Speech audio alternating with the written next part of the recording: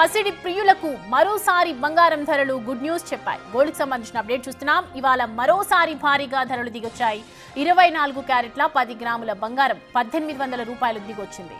22 క్యారెట్ల 10 గ్రాముల బంగారం 1650 రూపాయలు తగ్గింది. ఇవాళ హైదరాబాద్లో 24 క్యారెట్ల తులం బంగారం 96,880 రూపాయలు పలుకుతోంది.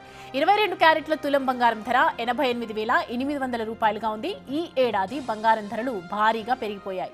గతేడాది నవంబర్లో 24 క్యారెట్ల తులం బంగారం 75,000 ఉండేది. 22 క్యారెట్ల తులం బంగారం 70,000 లోపు ఉండేది. కానీ ఈ నెల 6 నెలల్లో ప్యూర్ గోల్డ్ తులం 25,000 పెరిగింది. ఏప్రిల్ 22న 1,00,000 రూపాయలు దాటింది. ఆ తర్వాత మళ్లీ తగ్గుతూ పెరుగుతూ 1,00,000కు చేరువలోనే ఉంటుంది.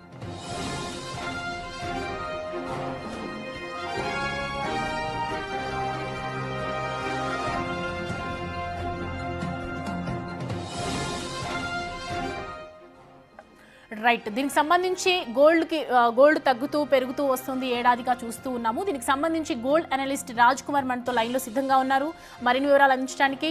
రాజ్ కుమార్ గారు నమస్తే అండి. రాజ్ కుమార్ గారు వినిపిస్తోందా? వినబడుతుంది. గోల్డ్ రూట్ గురించి చూస్తూ ఉన్నాము. ఈ మధ్య కాలంలో తగ్గుతోంది పెరుగుతోంది. ఎందుకు ఇంత తగ్గింది? సడన్ గా ఈ పతనం కొనసాగుతుందా, మళ్ళీ తారుజువలా దూసుకెళ్తుందా? మీరన్నట్టుగా అంటే బంగారం జనరల్ గా రెండు ఇంటర్నేషనల్ కారణాల మీద ఆధారపడి ఉంటుందండి. ఒకటి మనకున్నటువంటి రూపీ వాల్యూతో పోల్చినప్పుడు మన డాలర్ వర్సెస్ రూపీ వాల్యూకి సంబంధించినటువంటి ఒకటి అంతర్జాతీయంగా గనక ఉద్రిక్తతలు ఏమైనా ఉంటే స్టాక్ మార్కెట్ కు బదులుగా బంగారంలో ఇన్వెస్ట్ చేయడం అనేది పరిపాటుగా సాగుతోంది.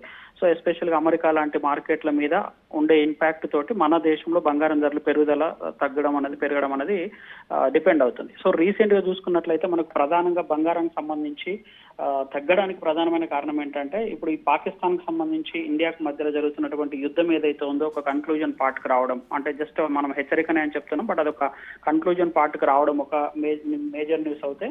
సో ఒక బిగ్ బ్రేకింగ్ న్యూస్ రాబోతోంది మరి కాసేపట్లో. అమెరికా చైనాకు మధ్య గత కొద్ది రోజుల నుంచి ఒక పెద్ద ట్రేడ్ వార్ జరుగుతోంది. అంటే ఇష్టారీతంగా ట్రంప్ వచ్చిన తర్వాత సుంకాలను విపరీతంగా పెంచేయడం జరిగింది. సో అక్కడ ఉన్నటువంటి అమెరికన్ ఫస్ట్ అనేటువంటి నినాదంతో అక్కడ ఎంప్లాయబిలిటీ కల్పించేటువంటి ఉద్దేశంతో భారీ స్థాయిలో అక్కడ వేరే దేశాల పైన పన్నులు విధించడం జరిగింది. ఇప్పుడు వాటికి సంబంధించి అమెరికా చైనాల మధ్య అతిపెద్ద ఆర్థిక వ్యవస్థలు అనేటువంటి రెండు దేశాల మధ్య ఒక ట్రేడ్ డీల్ జరగబోతోంది. ఆ ట్రేడ్ డీల్ ఆల్మోస్ట్ ఇప్పటికున్నటువంటి ఇన్ఫర్మేషన్ ప్రకారం ఆల్మోస్ట్ అదొక పాజిటివ్ వాతావరణంలో ఉంది అనేటువంటి ఒక ఇండికేషన్ తోటి చాలా వరకు ఇన్వెస్టర్లు అంతా కూడా ఇప్పటిదాకా అనిశ్చితితో ఉన్నటువంటి ప్రపంచవ్యాప్తంగా ఉక్రెయిన్ రష్యా ఇట్లాంటి అనిశ్చితితో ఉన్నటువంటి ప్రపంచం అంతా కూడా వాణిజ్యం అంతా కూడా ఇప్పుడు ఈ డీల్ తోటి ఒక పాజిటివిటీలోకి రావడం జరిగింది. సో దీనివల్ల ఏంటంటే ఎక్కువ మంది స్టాక్ మార్కెట్ లో ఇన్వెస్ట్ చేసే వాళ్ళంతా కూడా మొన్నటి వరకు అనిశ్చితితోటి బంగారం సేఫ్ మెట్లని బంగారంలో ఇన్వెస్ట్ చేశారు. ఇప్పుడు అంతా పాజిటివ్ గా రావడంతో బంగారం నుంచి పెట్టుబడులంతా కూడా స్టాక్ మార్కెట్ లో ఇన్వెస్ట్ చేయడం జరుగుతుంది. సో దానివల్లనే ఇవాళ మన స్టాక్ మార్కెట్ చూసుకున్న భారీ స్థాయిలో పుంజుకున్నవి 2,000 పైగా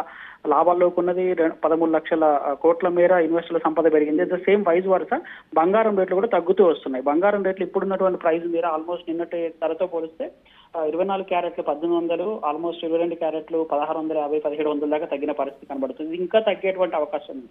ఇదే కనుక కొనసాగితే ఈ ట్రేడ్ డీల్ కనుక అనౌన్స్ అయితే బంగారం ధరలో ఆల్మోస్ట్ 90,000కు వచ్చేటువంటి 91,000 మధ్యలో వచ్చేటువంటి అవకాశం కనబడుతోంది. సో ఇక వెండి కూడా 1,00,000 మార్కును దాటింది. అది కూడా ఆల్మోస్ట్ 96, 97 మధ్యలో ట్రేడ్ అయ్యేటువంటి అవకాశం మనకు స్పష్టంగా కనబడుతుంది. నిజంగా అంటే ఇది గుడ్ న్యూస్ అనే చెప్పుకోవచ్చు. ఎందుకంటే పెళ్లిలకు సంబంధించి కానీ చాలా మంది ఆశతో ఎదురు చూస్తుంటారు. 1,00,000 మార్కును దగ్గరగా చేరిన పరిస్థితి ఉండేది. ఆల్మోస్ట్ 5 నుంచి 6,000 వరకు బంగారంలో డిఫరెన్స్ అనేది మనకి ఇప్పుడు కనబడేటువంటి అవకాశం ఉంది. ప్రధానంగా అమెరికా చైనాకు మధ్య ట్రేడ్ డీలు, పాకిస్తాన్ కి సంబంధించి మనకు మధ్య జరిగినటువంటి వారు తగ్గిపోవడము, తర్వాత ఇంకోవైపు బ్రిటన్ కి సంబంధించి స్వేచ్ఛ వాణిజ్యానికి సంబంధించి కూడా భారత్ ఒక ఒప్పందం కుదుర్చుకుంది. అంటే ఫ్రీ ట్రేడ్ కి సంబంధించి జరుగుతున్నటువంటి ఏ పరిణామమైనా బంగారం ధరల పైన ప్రభావం చూపుతుంది. బంగారం ధరలు మరింతగా తగ్గేటువంటి అవకాశం ఉంది. మొన్నటిదాకా ప్రపంచం అంతా కూడా యుద్ధ వాతావరణం నెలకొన్నటువంటి పరిస్థితి నుంచి ఇప్పుడు ట్రేడ్ డీళ్లు, స్వేచ్ఛ వాణిజ్యాలు జరిగేటువంటి పరిస్థితి వచ్చిందంటే ఖచ్చితంగా బంగారం మీద ఇంపాక్ట్ ఉంటుంది. బంగారం ధరలు మరింతగా తగ్గేటువంటి అవకాశం ఉంది. అయితే రాజ్ కుమార్ గారు, మీరు అన్నట్లుగా చూసుకుంటే యుద్ధ వాతావరణం అంటే ప్రపంచ దేశాల్లో కూడా ఇటు రష్యా ఉక్రెయిన్ యుద్ధం, అప్పట్లో ఆర్థిక నిపుణులు కూడా చెప్పారు బంగారం ఈజ్ ద సేఫెస్ట్ ఇన్వెస్ట్మెంట్ అని చెప్పి. ఎందుకంటే రాబోయే రోజుల్లో నెక్స్ట్ ఇయర్ కావచ్చు, ఈ ఇయర్ ఎండింగ్ లోపల కావచ్చు 50,000కి కూడా పడిపోతుంది అని చెప్పారు. దీన్ని ఎంతవరకు నిజం అనుకోవచ్చు? ఇప్పుడు ఉన్న ఫలంగా అంటే అంత తగ్గుతుందని అయితే ఖచ్చితంగా చెప్పలేము. ఎందుకంటే మీరన్నట్టుగా బంగారం అనేది ఎప్పుడైనా సేఫెస్ట్ మెటలే. మన ఇండియన్స్ చూసుకున్నా సరే మీరు అబ్జర్వ్ చేస్తే చాలా మంది దగ్గర అంటే డబ్బులు చాలా మంది దగ్గర నగదు రూపంలో ఉండేవో పక్కన పెడితే ప్రతి ఇంట్లో మాత్రం ఒక ఆడపిల్లల దగ్గర కానీ లేకుంటే మగవారి దగ్గర ఎవరి దగ్గర అయినా సరే కనీసం ఒక తులం బంగారమైనా ఖచ్చితంగా ఉండి తీరుతుంది. అంటే అది మనం తెలియకుండానే మనం ఇంతకుముందు చాలా వరకు అంటే ఆర్థిక సంక్షోభాలు వచ్చినప్పుడు ప్రపంచవ్యాప్తంగా ఇండియాను కాపాడింది పూర్తి స్థాయిలో బంగారం అని చెప్తుంటారు మనమోహన్ ప్రధానమంత్రి ఉన్న టైంలో. సో ఎందుకంటే బంగారం అనేది సేఫెస్ట్ మెటల్. అంటే బ్యాంక్ లో ఇన్వెస్ట్ చేస్తేనో లేదా ట్రేడ్ మార్కెటింగ్ సంబంధించి అంటే కమోడిటీస్ ట్రేడ్ మార్కెటింగ్ లో ఇన్వెస్ట్ చేస్తేనో బంగారాన్ని మనం దాచుకున్నాం ట్రేడ్ చేసినట్టు కాదు. ప్రతి హౌస్ హోల్డ్ లో కూడా ఖచ్చితంగా ఎంతో కొంత బంగారం ఉంటుంది. అది మనకు సేఫెస్ట్ మెటల్. మనకి ఎప్పుడైనా ఫైనాన్షియల్ ఇష్యూ వచ్చినప్పుడు మనకు అది ఇమ్మీడియట్ గా ఎన్కాష్ చేసుకోవచ్చు అనమాట. సో కాబట్టి సేఫెస్ట్ మెటల్ గా బంగారాన్ని మనం ఇండియానే కాదు ప్రపంచవ్యాప్తంగా ఉన్న దేశాలన్నీ కూడా దీన్ని భావిస్తుంటాయి. కాబట్టి ప్రతి ఒక్కరు ఏదైనా అనిశ్చితి వచ్చినప్పుడు బంగారం కొనిపెట్టుకుంటే దాన్ని ఇమీడియట్ గా ఎన్కాష్ చేసుకోవచ్చు. అదే స్టాక్ మార్కెట్ లో ఇన్వెస్ట్ చేయాలంటే దానికి టైం పడుతుంది, స్టాక్ మార్కెట్ పడిపోతాయి, షేర్ వాల్యూ తగ్గిపోతుంది. బట్ బంగారం విలువ మాత్రం ఆటోమేటిక్ గా పెరుగుతూనే ఉంటుంది, లేదా మనం కొన్న విలువకైనా ఖచ్చితంగా సమానంగా వచ్చేటువంటి అవకాశం ఉంటుంది. కాబట్టి that is the safest metal. కాబట్టి అది ఖచ్చితంగా ఫ్లరిషింగ్ లోనే ఉంటుంది. బట్ ఇప్పుడున్నటువంటి పరిస్థితుల్లో యుద్ధ వాతావరణంలో మీరు అన్నట్టుగా యుద్ధ వాతావరణము ఇటు ఉక్రెయిన్ రష్యా కావచ్చు, లేకుంటే ఇండియా పాకిస్తాన్ కావచ్చు, వాట్ ఎవర్ అంటే అమెరికాకు సంబంధించినటువంటి ట్రంప్ వచ్చిన తర్వాత జరిగిన సుంకాల పరిణామాలు కావచ్చు, ఇవన్నీ ఆర్థికంగా ప్రపంచవ్యాప్తంగా ఒక అనిశ్చితి నెలకొని అరే ఎటువైపు వెళ్తుంది, స్టాక్ మార్కెట్లు ఇన్వెస్ట్ చేయాలా, బంగారంలో పెట్టుబడి పెట్టాలనేటువంటి ఒక అనిశ్చితి నెలకొంది. దాంతో చాలా మంది బంగారమే సేఫెస్ట్ మెటల్ గా భావించడం వల్ల ఆల్మోస్ట్ 1,00,000 మార్కు రీచ్ అనే పరిస్థితి కనబడింది. బట్ ఇప్పుడు పరిస్థితులన్నీ